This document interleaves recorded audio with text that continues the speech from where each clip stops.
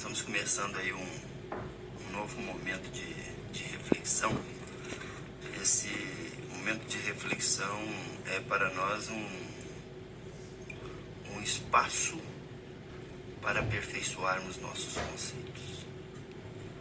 Aqui nós vamos falar mais abertamente e com mais detalhe. Nossa tentativa de estar, ou melhor, nosso propósito é estar respondendo questões que vinculam crenças, espiritualidade, saúde, comportamento, princípios. E quando a gente fala de princípios, necessariamente nós vamos quebrar as regras.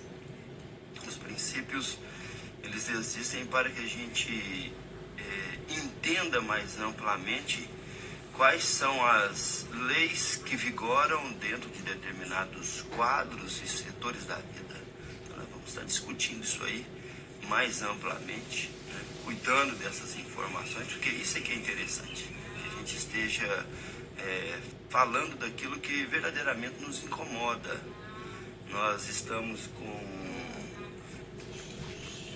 um material novíssimo em obra. Nós estamos aí com o Poder Ilimitado, e é o tema do nosso canal, do nosso Instagram, livro Poder Ilimitado. E esse livro para a gente é algo inovador pelo fato de tratar de uma maneira mais suave e ao mesmo tempo muito profunda um tema que é a essência da nossa vida. Eu gostaria mesmo de dizer que muitos têm apresentado o discurso em torno da importância de nós conhecermos economia e finanças desde a escola, como matéria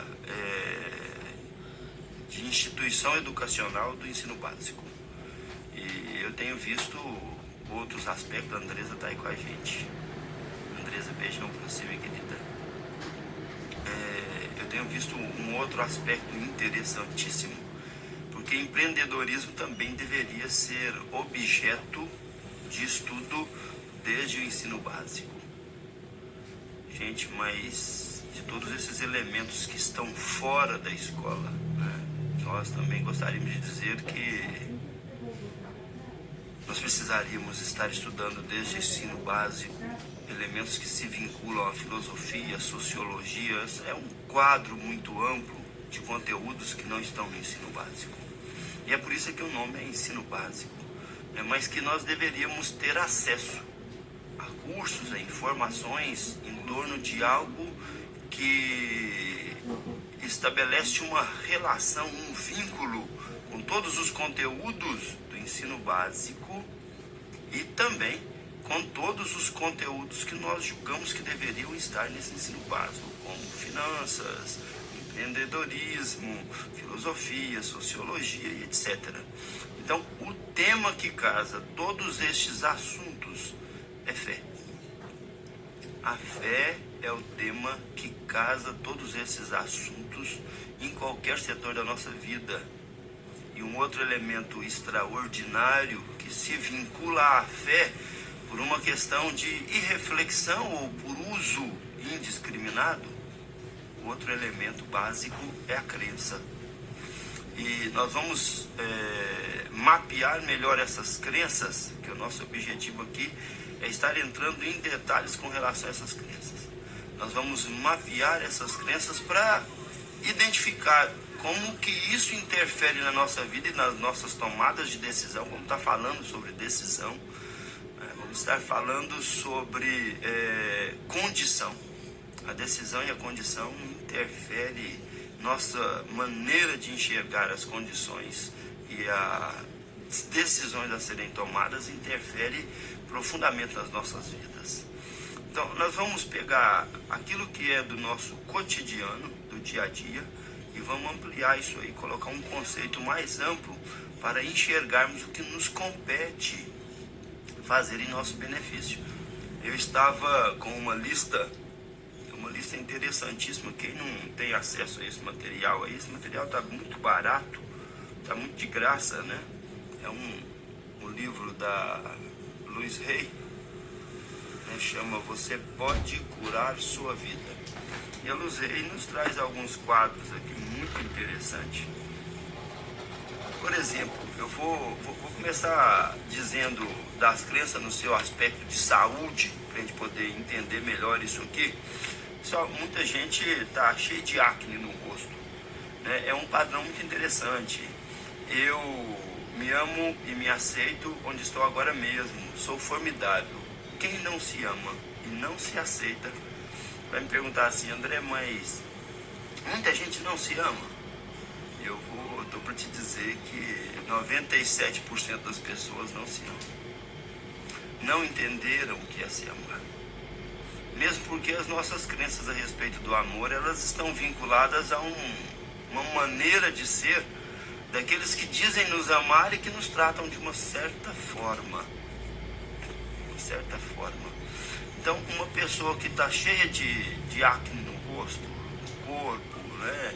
Estão tendo pústulas de dejetos pelas células sudoríparas, né? Essa pessoa está com relação a si mesmo, numa relação de desgosto absoluto.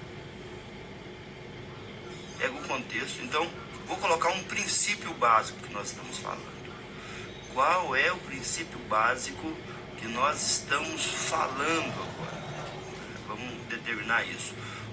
Cada setor do nosso corpo representa um setor da nossa vida com o universo e com nós mesmos. Cada setor da nossa vida está representado por uma parte do nosso corpo.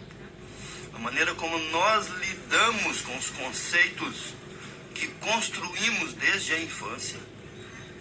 E basicamente esses conceitos foram construídos que nós íamos observando a vida, íamos encarando a vida de alguma forma, e aquilo ia dando certo, ia nos trazendo uma consequência natural.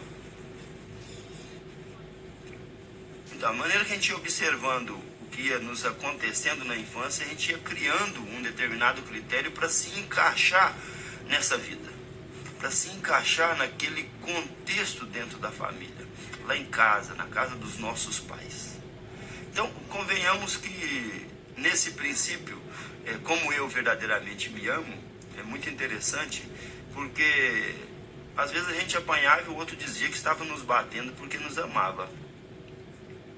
Pai, a mãe, os irmãos, quem tinha autoridade sobre nós, às vezes fazia isso. Olha, eu estou te batendo, mas estou te batendo porque eu te amo. Você está fazendo uma coisa errada. São argumentos que até deve ter o seu fato verdadeiro lá, mas como eu interpreto esta informação é que vai fazer toda a diferença na minha vida, não só naquele momento ali para frente. E às vezes como eu me percebo, às vezes eu faço parte de uma família que pai e mãe trabalham muito e tem que trabalhar para poder ajudar a manter a casa. Cada um faz da sua parte, a gente vai melhorando. O fato é que às vezes eu sou um obstáculo. Eu fui sempre deixado de lado com outro. Meu pai tinha que viajar muito, minha mãe tinha que trabalhar no escritório, num lugar ou no outro, e eu estava sempre, quando um não podia ficar, o outro ficava comigo. Eu sou um objeto solto e sem lugar no mundo. Então, as crianças, as pessoas que cresceram com esse conceito, né, desenvolvem uma série de espinha na pele. A pele fica grosseira, tem aquela pele bonita. As pessoas que normalmente têm uma pele bonita, além do elemento químico que passa para ficar com a pele bonita, né, está também condicionado a um sentimento de alto amor. Eu me amo, eu me aceito, eu me respeito. Eu sou grato. Então, esses sentimentos básicos, quando nós estamos falando de crença, estabelece uma relação de produtividade química, bioquímica no nosso organismo, e esse organismo vai colocar essa substância extra para fora. Olha só como é que reage. Então, o que nós estamos dizendo? Pessoal, se dentro de todos esses conteúdos que eu disse que era fundamental na educação básica de qualquer um de nós, uma coisa é certa: falar sobre fé e sobre crença, e sobre esta relação sistêmica e integrativa, sistêmico-integrativa do ser humano, que é espírito, emoção e sentimento. Esse espírito, emoção e sentimento gera uma energia. Cada um de nós temos uma energia. Nós somos energia. E a maneira como nós enxergamos a vida, como nós sentimos o contexto em que estamos vivendo, né, produz uma determinada energia, que faz parte das nossas emoções, dos nossos sentimentos e da nossa capacidade espiritual de interferir nos elementos da natureza e principalmente da natureza do nosso corpo. Então, à medida que eu me percebo como espírito, emoção e sentimento,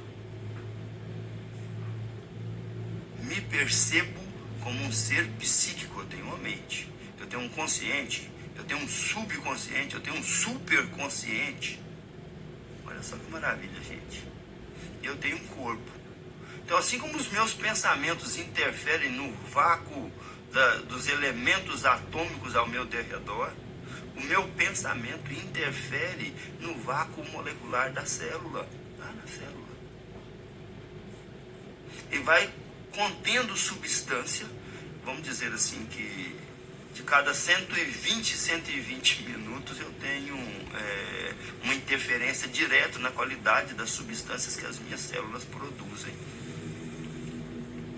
Então, é esse sentimento que nós estamos dizendo que, em função das experiências do primeiro período, da nossa primeira infância, e daquilo que a gente ainda consegue lembrar, e às vezes nem está registrado como lembrança, mas tem um sentimento agregado nisso, nós produzimos substâncias mais diversas e que contraria aquilo que nós gostaríamos de estar produzindo. Então, o que nós vamos estar tratando? Olha que nós estamos falando de algo que é princípios. Nós estamos falando de princípios. Nós não conseguimos ver aquilo que os nossos conceitos não alcançam. E os nossos conceitos estão diretamente vinculados, com o sentimento que nós temos a respeito da vida, dos pais, sentimentos que eu tenho a respeito de mim mesmo, sentimento que eu tenho a respeito da sociedade, da família, sentimento que eu tenho a respeito do meu marido, da minha esposa, dos meus filhos e os meus conceitos. Então, as pessoas acreditam piamente que vão mudar de vida e que vão enxergar, que vão acontecer coisas melhores na vida delas. É interessante, muito interessante essa crença em que pode acontecer. E é bom que a gente seja otimista bastante para isso. Mas se nós não mudarmos o sentimento com relação ao que nós queremos que aconteça, se nós não melhorarmos os nossos sentimentos com relação ao que nós queremos que aconteça, nós não vamos melhorar a nossa maneira de enxergar a vida. Nós vamos estar reproduzindo palavras e expressões aleatoriamente. O que nós estamos nos propondo é fazer uma mudança na essência. Qual é o princípio? O princípio é que as nossas emoções derivam de um quadro do nosso subconsciente e eu posso alterar isso conscientemente, só com a consciência desse fator. As nossas emoções vêm de um exercício de pensamento constante, mas esse pensamento constante tem que ser profundo e cheio de emoções. Olha que relação interessante. E à medida em que nós melhoramos nossos sentimentos e essa substância do nosso subconsciente, nós vamos despertando o que há de melhor em nós. Então nós passamos a ter novos conceitos da vida. E são esses novos conceitos da vida que fazem com que nós enxerguemos a vida diferente, porque por trás disso existe o essencial. O sentimento está falando mais forte. Então, nós precisamos nos integrar a esses conceitos para a gente verdadeiramente entender como nós vamos agir de agora para frente. Então, nós vamos estar trabalhando esse livro que nós chamamos aqui de Poder Ilimitado. E o fator interessante é que nós estamos tratando da fé, da crença, da espiritualidade, da prosperidade, da saúde mental e da saúde física. Porque esses setores não estão desmembrados, desconectados. Nós vamos estar aí todo dia, dentro das nossas possibilidades, vamos estar marcando com antecedência para estar discutindo essas coisas, desde da espinha que aparece, que é o nosso organismo jogando material, produto que nós não queremos mais fora, até qualquer problema que estão vinculados a nós. Normalmente, o tema que mais chama a atenção é a palavra câncer. Quando eu uso a palavrinha câncer, chove de telespectadores, tentando entender essa coisa. Então eu vou deixar bem claro, sendo um dos fatores da nossa discussão, para a gente entender melhor. Só me é dado enxergar, olha o princípio que nós acabamos de lavrar. Só nos é dado enxergar aquilo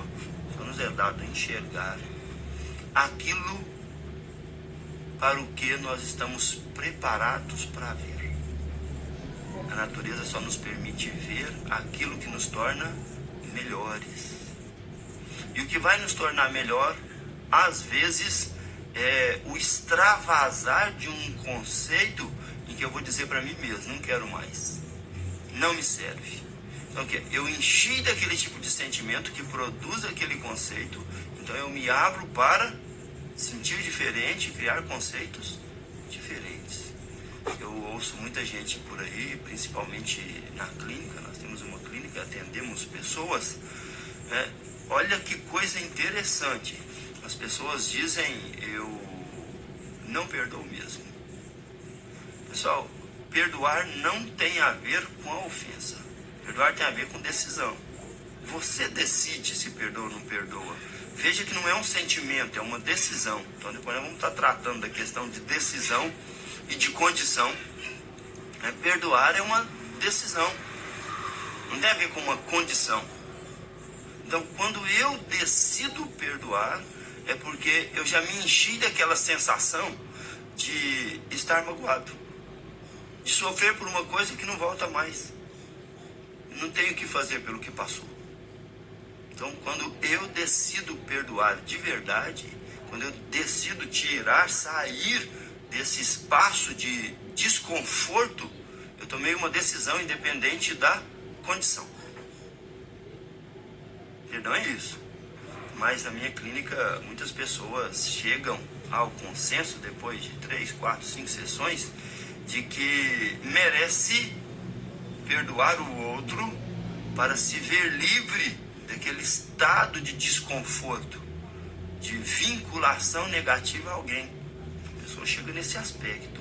Por quê? Porque nós vamos conduzindo a ideia sem eu dizer nada. Não digo hora nenhuma você tem que perdoar. A não ser que no momento de uma avaliação a pessoa me pede um feedback, e aí eu sou levado a dizer isso em função dos dados que eu colhi nas conversas, nas entrevistas que a gente vai tendo durante as consultas.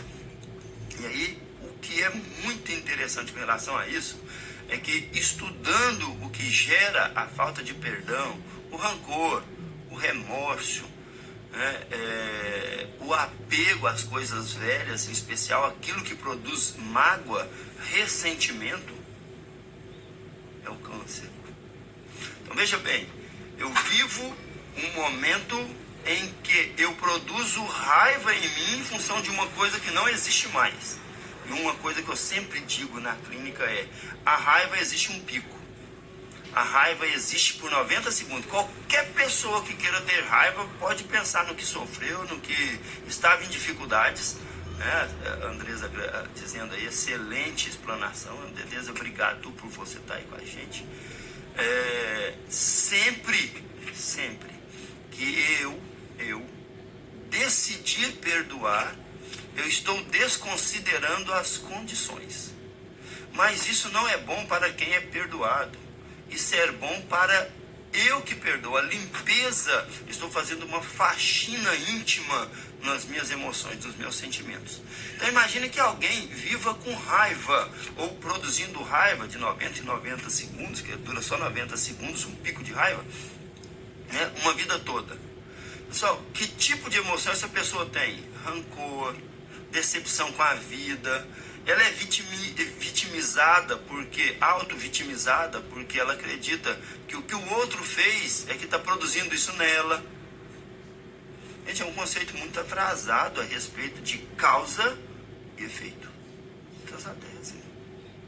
Eu estou vinculado à raiva, ao que passou ao outro por sentimento negativo, porque eu não decidi ficar livre daquela emoção, passar para um outro ranking superior. Então tudo que eu vejo me lembra aquilo.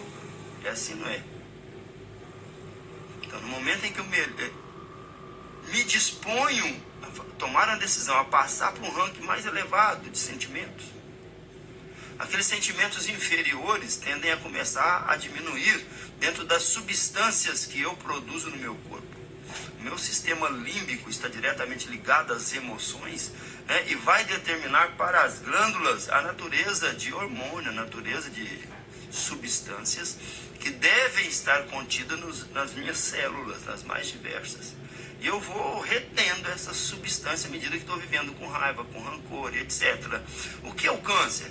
Depois de um determinado tempo eu tenho uma infecção generalizada. Tenho dor nas articulações, dê o nome que quiser. De fibromialgia, artrite, dê o nome que quiser. É isso aqui está acontecendo comigo. Então, com esses sentimentos eu vou produzindo substâncias que vão intoxicando o meu organismo, e as sensações que eu estou produzindo são exatamente essas. Contra quem o outro? Não, gente. Ter raiva, ter ódio, ter mágoa, alimentar esse tipo de sentimento, eu estou bebendo veneno na expectativa de que o outro morra. Vai depender das nossas escolhas. Se os sentimentos são de desprendimento, de disposição, de razão, de amor, de bom senso, estamos abertos a aprender sempre. É luz produzindo recurso dentro de nós o tempo todo. E os mais saudáveis. Mas se o nosso sentimento está decidido que nós vamos sentir mágoa, rancor, ressentimento, né, e vamos ficar remoendo coisas que passaram com apego absoluto, então os nossos sentimentos vão dar as características mais inferiores. Isso vai fazer o que com a gente? Com o tempo vai produzir culpa, e nós vamos estar em situação de absoluta infecção e inflamação em todo o nosso organismo. Então, o câncer deriva basicamente de um estado inferior de sentimento com relação ao outro, mas na verdade é o objeto da...